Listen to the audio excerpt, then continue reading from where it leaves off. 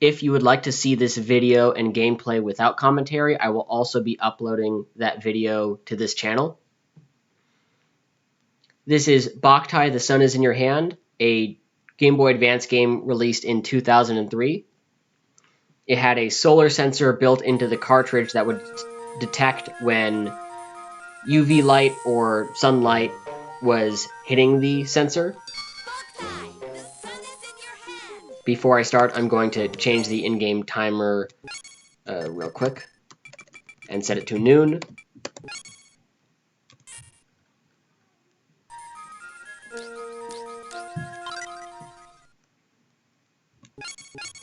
Now I'll let this beginning narration explain the premise of this game.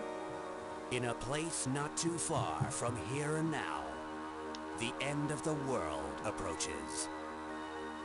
The undead appear, breaking the natural cycle of life and death.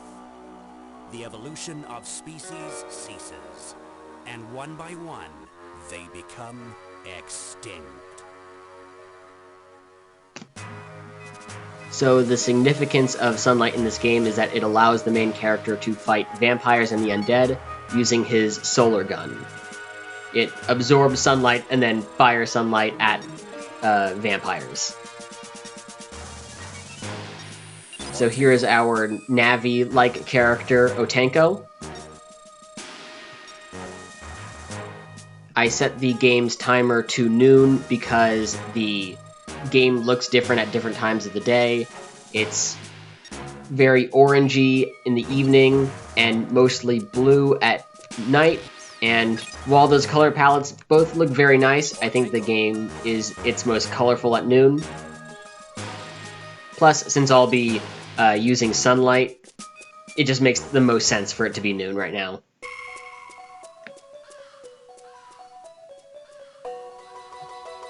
The reason why I am making this video is because there is this fan game being made called Kura 5 or Boktai 3D, and I wanted to make a video that shows enough of the aesthetic and gameplay mechanics and premise that someone could hypothetically enjoy the Kura 5 fan game a bit more.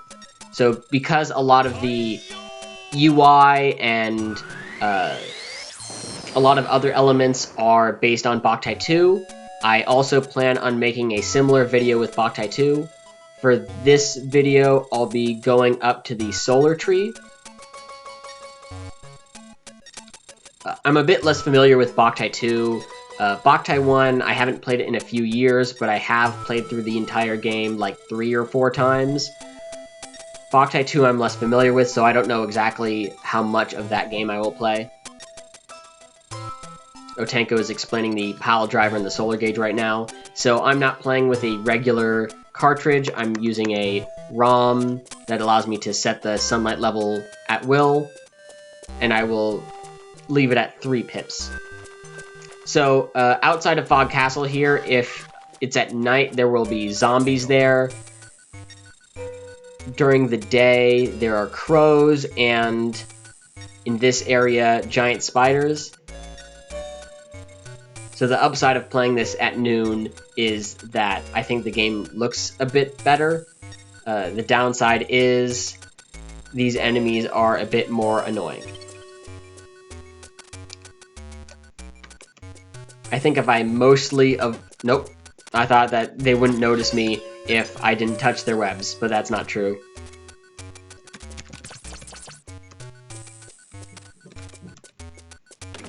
Okay, I was able to get through there without too much trouble. Now if I try and walk past this Otenko panel, it tells me to walk up to and press the A button. There's nothing stopping me from progressing further, but I'm going to walk back and tap this Otenko panel.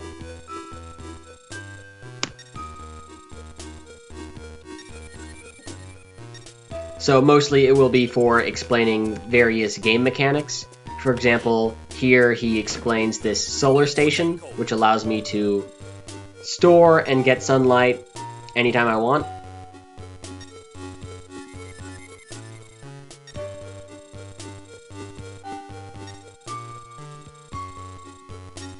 So you don't need sunlight to be hitting the solar sensor all of the time in order to play this game.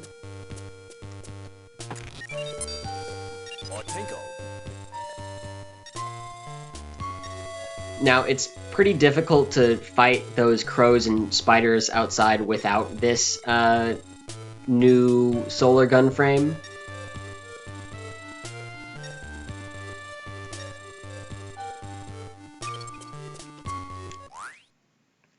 So here's the solar gun. It has a lot of customizable parts to it, including lenses, frames, and even grenades later. This Otenko panel will explain something a little weird about this game, which is the solar bamboo shoots.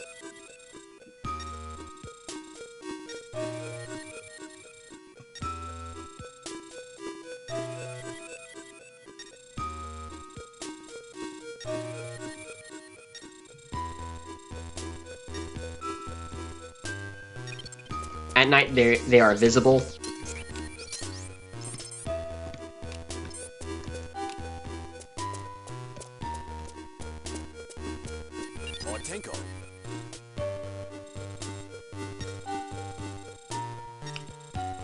So these are the enemies that would have been outside if I was playing this with the in-game timer at night.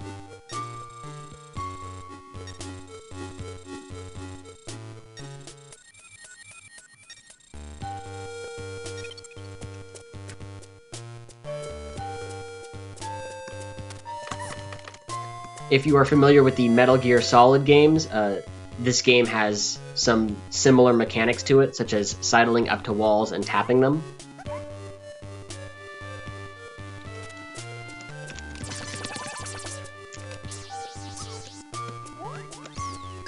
If I hit them with the spread without stunning them first, it counts as being noticed. They basically notice you as they're dying. So that's why I stun them with the shots first.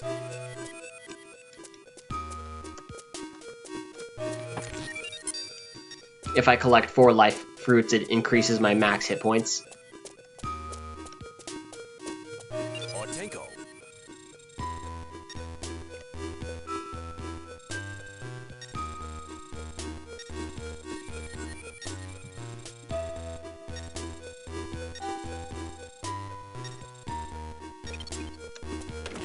So, as Otenko has explained, I am here to avenge my father, who was this Count's sworn rival and left him injured. Injured enough that he apparently can't get outside of this coffin.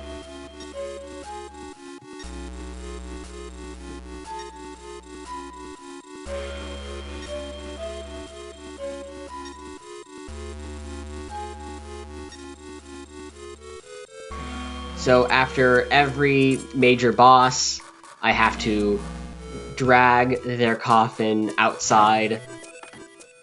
Oh.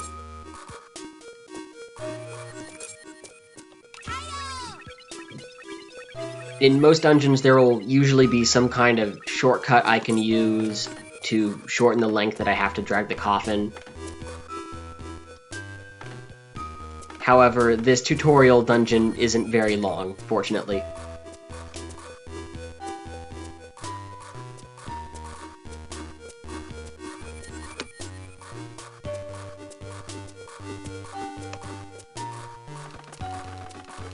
Oh yeah, also the coffins will throw these tantrums sometimes.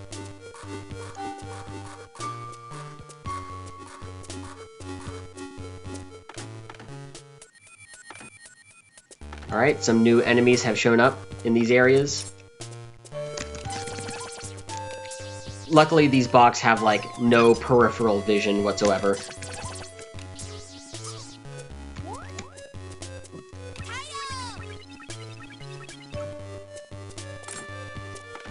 If I leave the coffin alone long enough, it starts to crawl back to where I fought the boss.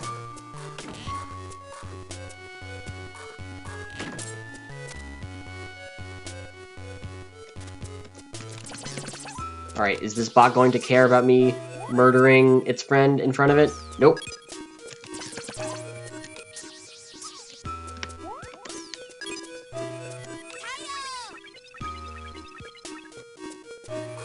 Yep, you can see the coffin trying to crawl back.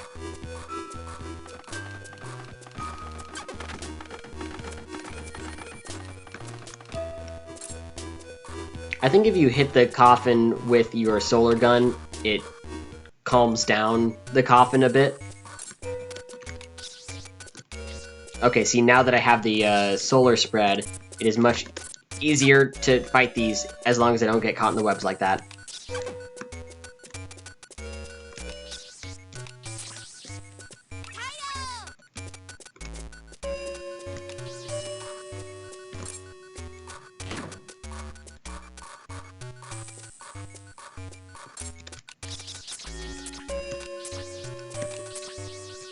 Alright.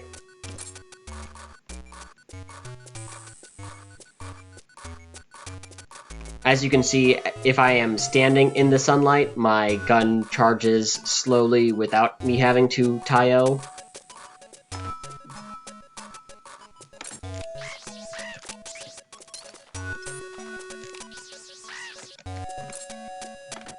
These crows can also get kind of annoying, and are also much harder to fight without the ability to fire a spread.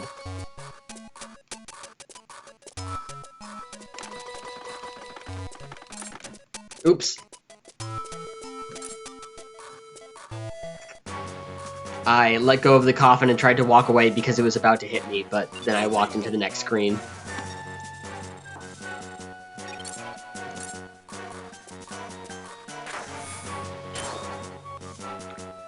One thing I like a lot about the Boktai setting and aesthetic is that there's a lot of this kind of magical technology that shows up. These generators are a good example of that, as well as the solar gun itself.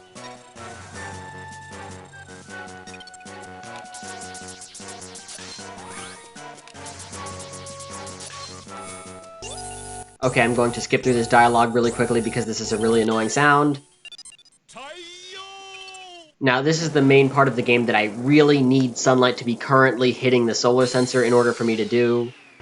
There needs to be sunlight hitting the solar sensor in order to activate the PAL driver.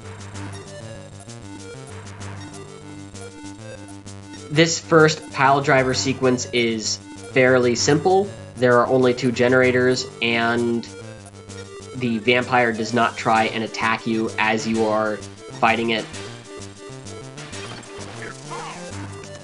Future bosses, the vampire will be launching attacks at you. And as the vampire pushes back these sunlight lasers, I have to hit these satellite dishes in order to shoot the energy beam more and hit it. If that darkness were to completely push back to the satellite dishes, they would return to being upright, and I would have to, like, set them back down again.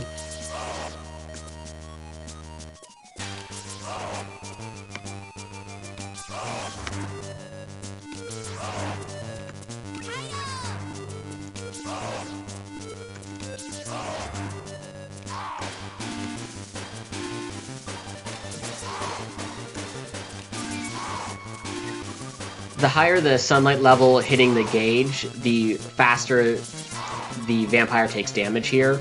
If I were to have the sunlight at max, this pile driver sequence would be laughably short. Alright, I didn't get noticed. I had to record this segment of the game multiple times due to various video or audio errors. So I'm trying, like, not to get noticed at all, because I just played through this segment several times recently.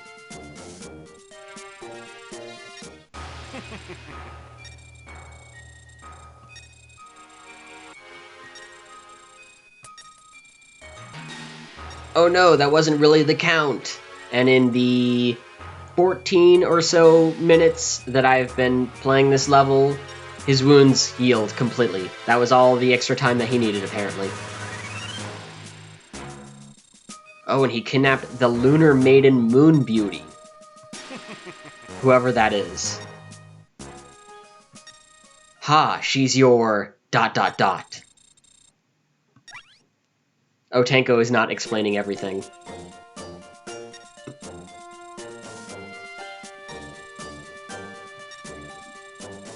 May the sun be with you. And also with you, Otenko. Alright, I have to go save Moon Beauty. But first, this title card.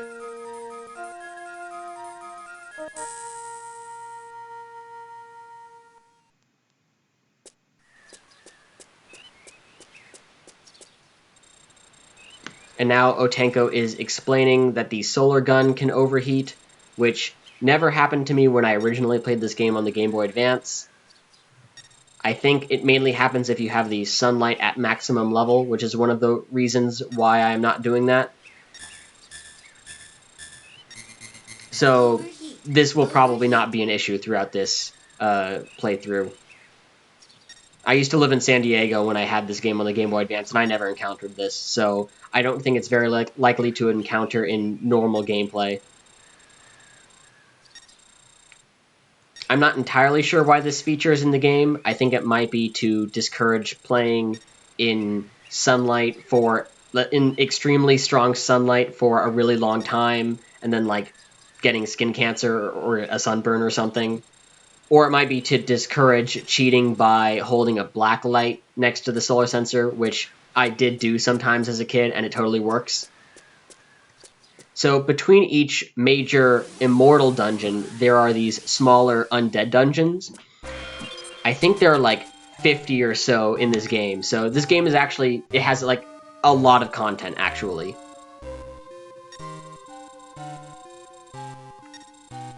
Otenko unnecessarily explaining that enemies will respawn when I leave dungeons and re-enter them.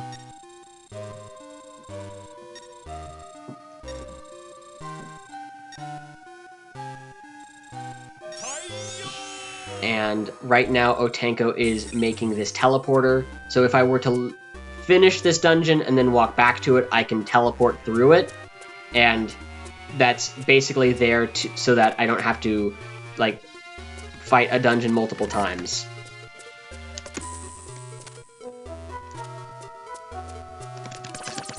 Ah, shoot!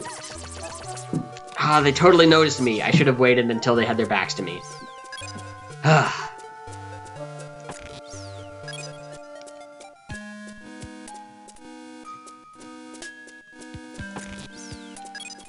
That is an empty gourd. It allows me to teleport outside of a dungeon. I'm not entirely sure what the practical use of it is, as there aren't really many circumstances in which I'm in a dungeon and there are areas with enemies between me and the exit.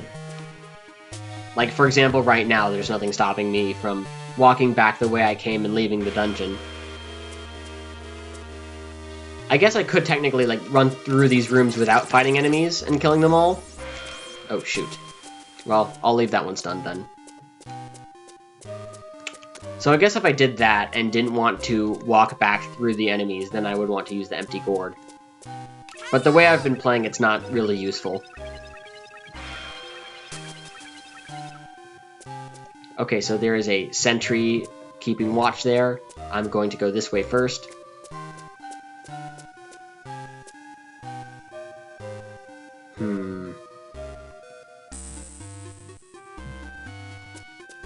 I'll just do this.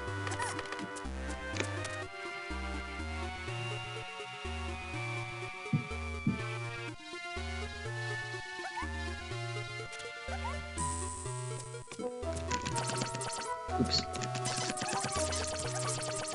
Oh my god. Oh my god, this is going so much more badly than I wanted it to.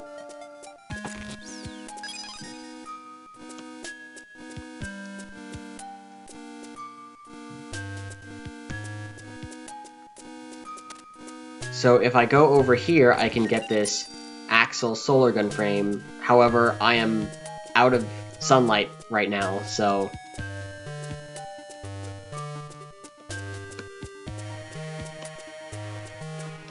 I had to walk all the way back over here. So my perfect run is somewhat ruined now. Not that I was really aiming for that, but I feel after playing this through this segment like 3 times, I thought I would be able to do that, but I kind of rushed through it. So as you can see, this Axel's killing power is a bit higher than the Night Frame, and it also attacks like this. And that also counted as being noticed.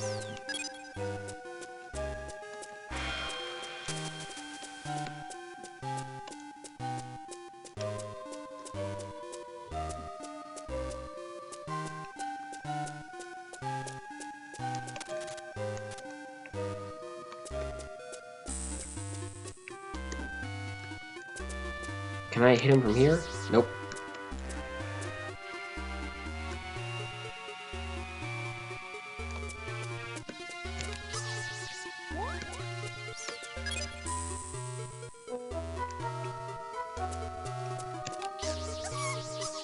Great.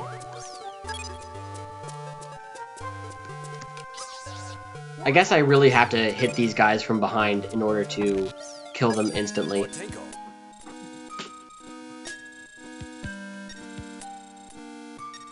Otenko giving this unnecessary explanation for a key not working outside of the dungeon that I got it in, which... I mean, that's how keys work, normally, is they only work on one specific door. But I guess the game also wanted to remove it from my inventory when I leave a dungeon, so they have this explanation that it turns to dust if I do that.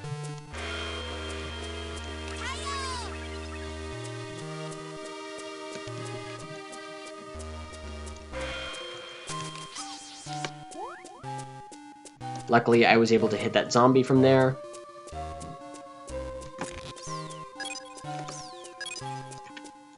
So each of these small undead dungeons ends in sort of a mini-boss.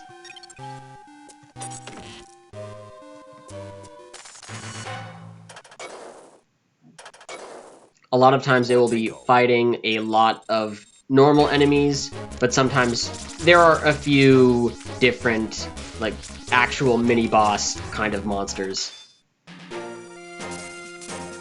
I got found 9 times, that's... ugh.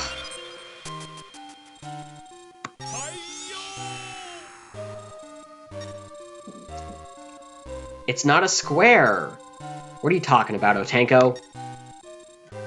Otenko doesn't know his shapes.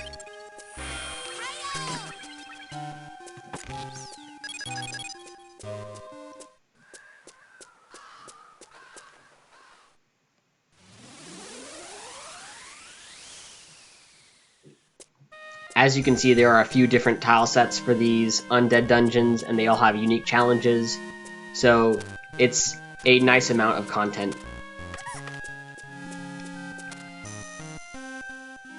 I don't know if both of the Boks heard that. I guess not.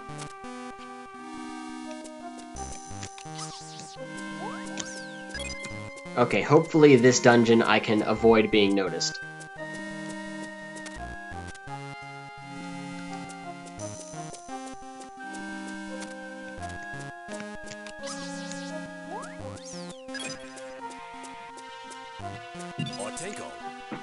Here we go, our first pushable block.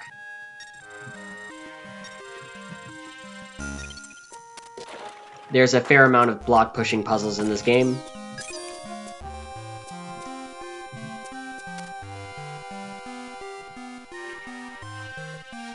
Oh great, he's turning this way. Hopefully his lack of peripheral vision will prevent him from spotting me.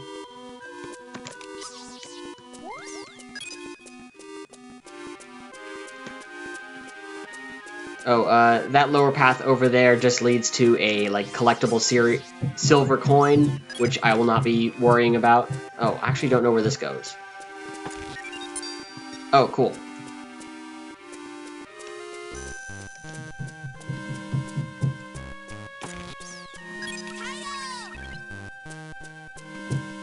Are there any... There we go.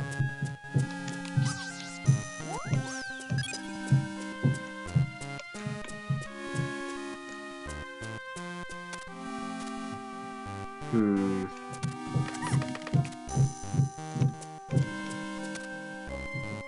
Oh, shoot. Oh, shoot. Ah, god damn it. Oh. And they still notice me when I leave the room.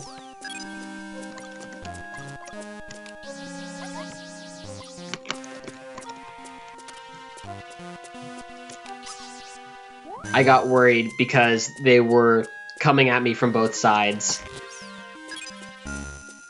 But that was probably not the best way to handle that.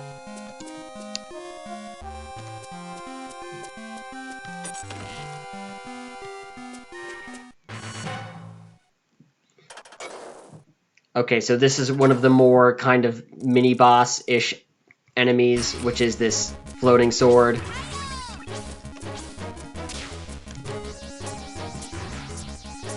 Oh, the solar spread occasionally disappearing, I think, is something to do with this ROM.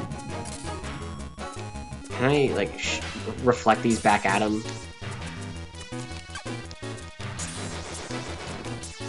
Well, I can certainly destroy them.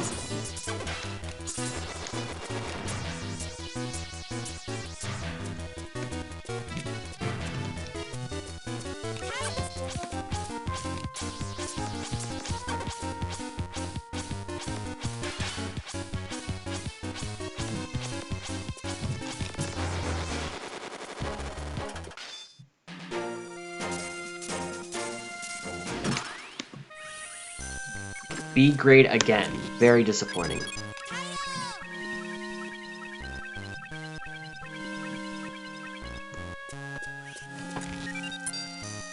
Oh yeah, that lens allows me to, I think, charge those solar stations a bit more easily. So now I have my choice of these two undead dungeons. I'm going to pick the left one because it's a kind of forest area, so it's nice little change of scenery.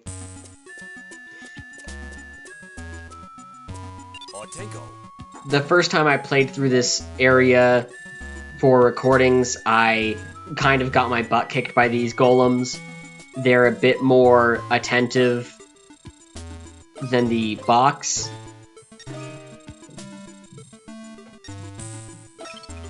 In particular, they have very good hearing. However, if I do something like this,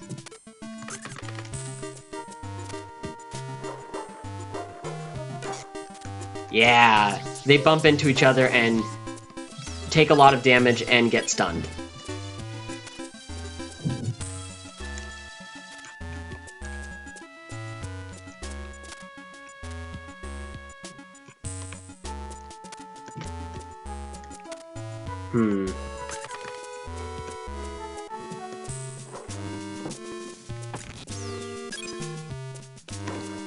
Ooh. I thought that as I walked out of there, he was going to notice me.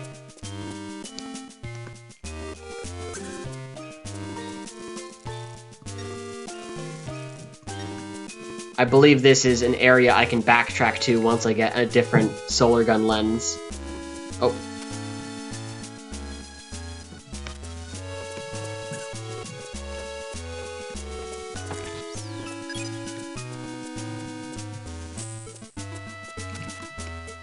So I guess this is a situation. Oh, shoot. Ah. Great. Great. Fantastic. Okay, so I at least got a new solar gun frame. As you can see, it has B attacking power. However, it only fires right in front of me. Like that.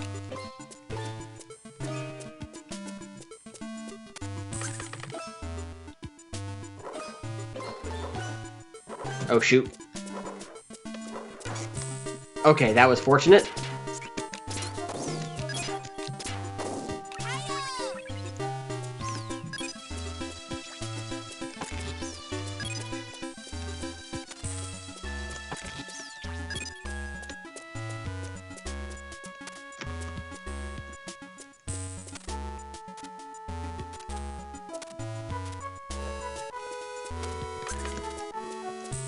I hope he doesn't come around this way. Okay.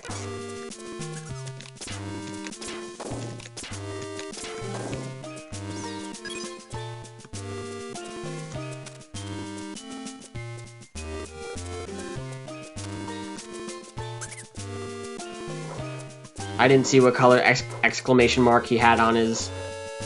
I think probably red. Okay.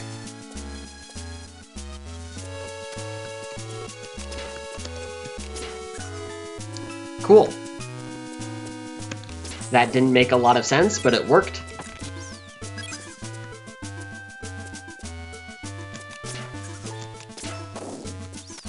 As you can see, if I hit enemies without killing them, they fly across the room with this frame, which is pretty cool.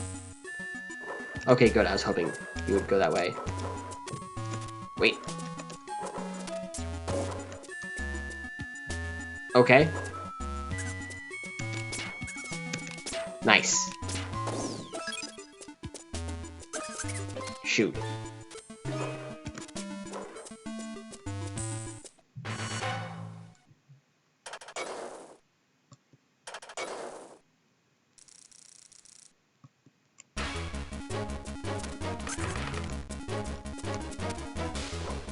Let's see if that works.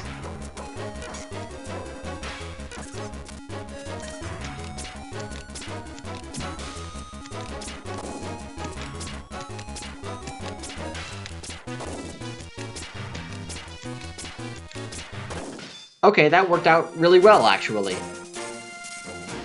I still got found 4 times, but I got an A, I guess.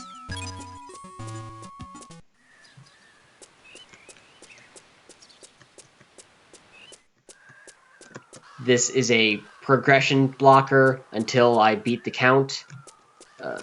I'm going to break up the video right here.